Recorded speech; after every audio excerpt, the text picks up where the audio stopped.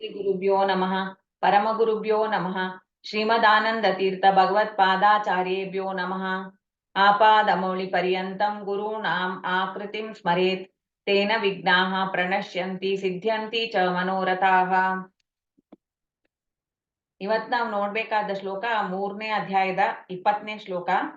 ಕರ್ಮಣ್ಯೈವ ಹಿ ಸಂಸಿದ್ಧಿಂ ಆಸ್ಥಿತಾ ಜನಕಾದಯಃ ಲೋಕ ಸಂಗ್ರಹಮೇವಾಪಿ ಸಂಪಶ್ಯನ್ ಕರ್ತುಮರ್ಹಸಿ. ಕರ್ಮಣೈವ ಹಿ ಸಂಸಿದ್ಧಿಂ ಆಸ್ಥಿತಾ ಜನಕಾದಯಃ ಲೋಕ ಸಂಗ್ರಹಮೇವಾಪಿ ಸಂಪಶ್ಯನ್ ಕರ್ತುಮರ್ಹಸಿ. ಇನ್ನೊಂದು ಕಾರಣ, ಕರ್ಮವನ್ನು ಹಿಂದೆ ಇದ್ದವರು ಆಚರಣೆ ಮಾಡಿದ್ದಾರೆ. ಜನಕಾದಯ ಅಂತ ಅನ್ನೋದು ಜನಕ ಮೊದಲಾದವರು, ಅಶ್ವಪತಿ, ಜನಕ ಇಂಥವ್ರನ್ನ ಉಲ್ಲೇಖ ಮಾಡ್ತಾರೆ. ಇವರು ತಮ್ಮ ಕರ್ತವ್ಯ ಕರ್ಮವನ್ನು ಅವರು ಆಚರಣೆ ಮಾಡಿದ್ರು. ಈ ತರ ಆ ಕಾರಣದಿಂದ ಮಾಡಿದ್ದಾರೆ ಅಂತ ಅನ್ನೋದ್ನ ಹಿ ಅಂತ, ಕರ್ತವ್ಯವನ್ನು ಮಾಡ್ಲೇಬೇಕು ಅಂತ ಅನ್ನೋದ್ನ ಚೆನ್ನಾಗಿ ಬಲ್ಲವರು, ಸಂಪಶ್ಯನ್ ಅಂತ ಅನ್ನೋದನ್ನ ಅವರಿಗೂ ಅನ್ವಯ ಮಾಡಿದಾಗ ಅವರು ಚೆನ್ನಾಗಿ ಬಲ್ಲವರು. ಆಸ್ಥಿತ ಅಂತಂದ್ರೆ ಅವರು ಈ ಕರ್ಮದಲ್ಲಿ ಪ್ರವೃತ್ತರಾದರು. ಯಾಕೆಂದ್ರೆ ಸಂಸಿದ್ಧಿ, ಮೋಕ್ಷವನ್ನು ಪಡಿಬೇಕು, ಸಂಸಿದ್ಧಿಯನ್ನು ಪಡಿಬೇಕು ಅಂತಂದ್ರೆ ಕೊನೆ ಗುರಿಯಾಗಿರುವಂತ ಮೋಕ್ಷವನ್ನು ಪಡೆಯಬೇಕು ಅಂತ ಅನ್ನೋದ್ರಿಂದವೇ ಕರ್ಮವನ್ನು ಆಚರಣೆ ಮಾಡಿದ್ರು. ಆ ಕರ್ಮವನ್ನು ಆಚರಣೆ ಮಾಡಿದ್ರು ಜನಕಾದಿಗಳು, ಅವರು ಸಿದ್ಧಿಯನ್ನು ಪಡೆದಿದ್ದಾರೆ ಅಂತ ಅನ್ನುವಾಗ ನೀನು ಅದೇ ತರ ಮಾಡ್ಬೇಕು. ಅವಾಗಂತಾರೆ, ಇಲ್ಲ ಅವರು ಸಮ್ಯಕ್ ದರ್ಶನವನ್ನು ಪಡೆದಿದ್ದಾರಲ್ವಾ, ಅಂತವರೆಲ್ಲ ಈ ಸಮಾಜವನ್ನು ತಿದ್ದಲೆಂದೇ ಅವರು ಕರ್ಮಾಚರಣೆಯನ್ನು ಮಾಡ್ತಾರೆ. ಅವರು ಪ್ರಾರಬ್ಧ ಕರ್ಮ ಅಂತ ಅನ್ನುವಂಥದ್ರಿಂದ ಅವ್ರಿಗೆ ಹುಟ್ಟು ಜನ್ಮಾದಿಗಳು ಆಗ್ತಾ ಇರತ್ತೆ. ಆದ್ರೆ ಅಲ್ಲಿ ಅವರು ಚೆನ್ನಾಗಿ ದರ್ಶನವನ್ನು ಅಂದ್ರೆ ಏನ್ ಮಾಡ್ಬೇಕು ಅಂತ ಅನ್ನೋದನ್ನ ಪಡೆದಿರುವಂತ ಆ ಕರ್ಮದಲ್ಲಿ ಇರುವಂತ ಒಂದು ನಿರತರಾಗಿರುವಂತ ಜನಕಾದಿಗಳು ಕರ್ಮ ಸನ್ಯಾಸವನ್ನು ಅವರು ಸ್ವೀಕರಿಸದೆಯೇ ಕರ್ಮದಿಂದಲೇ ಅವ್ರು ಸಂಸಿದ್ಧಿಯನ್ನು ಪಡೆದ್ರು. ಕರ್ಮದಿಂದಲೇ ಪಡೆದಿದ್ರು ಅಂತನ್ನುವಾಗ ಆ ದರ್ಶನ ಅಂತ ಅನ್ನೋದು ಅವ್ರಿಗಿತ್ತು. ಏನ್ ರೀತಿಯಲ್ಲಿ ಕರ್ಮವನ್ನು ಮಾಡಿದಾಗ ಅವ್ರ ಮನಸ್ಸು ನಿರ್ಮಲ ಆಗತ್ತೆ, ನಿರ್ಮಲವಾದ ಮನಸ್ಸಿಂದ ಅವರಿಗೆ ಚೆನ್ನಾಗಿ ತಿಳುವಳಿಕೆ ಬರುತ್ತೆ. ಅಂತ ಜ್ಞಾನದಿಂದ ತಾನೇ ಮೋಕ್ಷ. ಆ ಜ್ಞಾನವನ್ನು ಅವರು ಪಡೆದು ಮೋಕ್ಷವನ್ನು ಪಡೆದ್ರು. ಅದರಿಂದಾಗಿ ನಾವು ಆ ತರ ಇರ್ಬೇಕು ಅಂತ ಒಂದು ಅರ್ಥ. ಅದೇ ಜನಕಾದಿಗಳಿಗೆ ಜ್ಞಾನ ಅಂತ ಅನ್ನೋದು ಇದೆಯೋ ಇಲ್ಲವೋ ನಂಗೆ ಗೊತ್ತಿಲ್ಲ, ಆದ್ರೆ ಅವ್ರ ಕರ್ಮವನ್ನು ಚೆನ್ನಾಗಿ ಆಚರಣೆ ಮಾಡಿ ಅವರು ಸಿದ್ಧಿಯನ್ನು ಪಡೆದ್ರು. ಯಾಕೆಂದ್ರೆ ಅವ್ರಿಗೆ ಗೊತ್ತಿಲ್ಲ, ಅದರಿಂದಾಗಿ ಅಂತ ನೀವು ತಿಳ್ಕೊಂಬೋದಾದ್ರೆ ಅದಕ್ಕೂ ನಿನ್ಗೊಂದು ಅರ್ಥ ನಾನು ಒಂದು ರೀತಿಯಲ್ಲಿ ತಿಳ್ಕೊಬೇಕಾದದ್ದೇನು, ಜನರೆಲ್ಲ ನಿನ್ನನ್ನು ನೀನು ಏನ್ ಆಚರಣೆ ಮಾಡ್ತೀನಿ ಅಂತ ಅನ್ನೋದನ್ನ ಗುರುತಿಸ್ತಾರಲ್ಲ, ಅದಕ್ಕೆ ನೀನ್ ಲೋಕ ಸಂಗ್ರಹಕ್ಕಾಗಿ ನಿನ್ನ ಒಂದು ಆಚರಣೆಯಲ್ಲಿ ಆ ಒಂದು ಸರಿ ತಪ್ಪುಗಳನ್ನು ಗಮನಕ್ಕೆ ಇಟ್ಟು ನಿನ್ನ ಆಚರಣೆ ಇರಬೇಕು.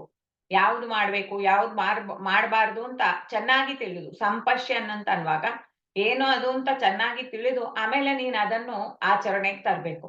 ಅವಾಗ ನಿನ್ನನ್ನು ನೋಡಿ ಬೇರೆ ಜನರು, ಇತರ ಜನರೆಲ್ಲ ನೀನು ಒಂದು ಮುಖ್ಯವಾದ ಒಂದು ಇದ್ರಲ್ಲಿ ಇದ್ದಿ, ಸ್ಥಾನದಲ್ಲಿ ಇದ್ದಿ ಈ ಸೊಸೈಟಿಯಲ್ಲಿ.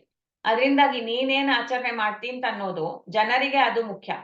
ಚೆನ್ನಾಗಿ ನೀನು ಆಚರಣೆ ಮಾಡಿ ನಿನ್ನ ಕರ್ತವ್ಯ ಕರ್ಮವನ್ನು ನೀನು ಮಾಡಿದಾಗಿದ್ರೆ ಅದೇ ರೀತಿಯಲ್ಲಿ ಜನರ ಒಂದು ಪ್ರಯೋಜನನೂ ಆಗತ್ತೆ.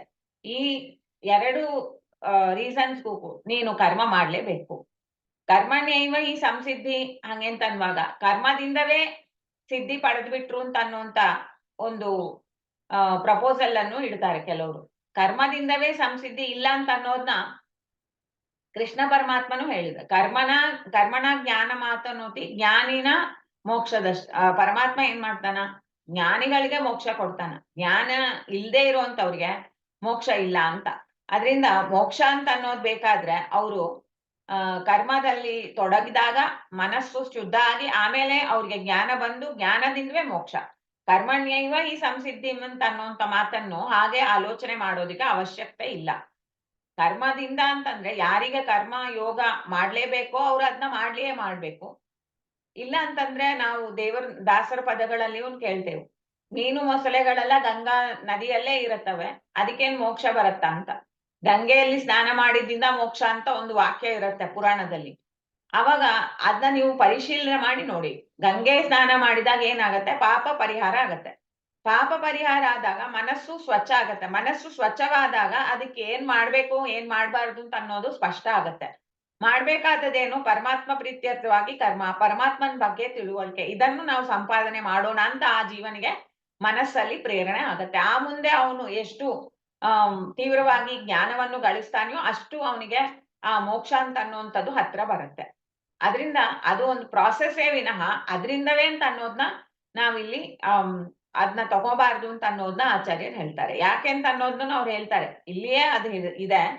ಯಾಕೆಂದ್ರೆ ಅವರು ಲೋಕಕ್ಕೆಲ್ಲ ತಿಳಿ ಹೇಳೋದಕ್ಕೂ ಒಂದು ರೀತಿಯಲ್ಲಿ ಅವರು ಕರ್ಮವನ್ನು ಆಚರಣೆ ಮಾಡ್ತಾ ಪರಮಾತ್ಮನ ಜ್ಞಾನವನ್ನು ಸಂಪಾದನೆ ಮಾಡು. ಯಾಕೆಂದ್ರೆ ಅವರು ಸಂಪಶ್ಯನ್ ಚೆನ್ನಾಗಿ ತಿಳಿದವರು. ವೇದವನ್ನು ದರ್ಶನ ಅಂತಂತಾರೆ. ಚೆನ್ನಾಗಿ ದರ್ಶನವನ್ನು ಬಲ್ಲವರು ಅಂತ ಬಲ್ಲವರು ಮಾಡಿದ ರೀತಿಯಲ್ಲೇ ನೀನು ಮಾಡ್ಬೇಕಲ್ವಾ ಅಂತ ಅನ್ನುವಂಥದ್ದು ಇಲ್ಲಿ ಒಂದು ಧ್ವನಿ ಇದೆ. ಇದನ್ನು ನಾವು ಇವಾಗ ಸಮರ್ಪಣೆ ಮಾಡೋಣ.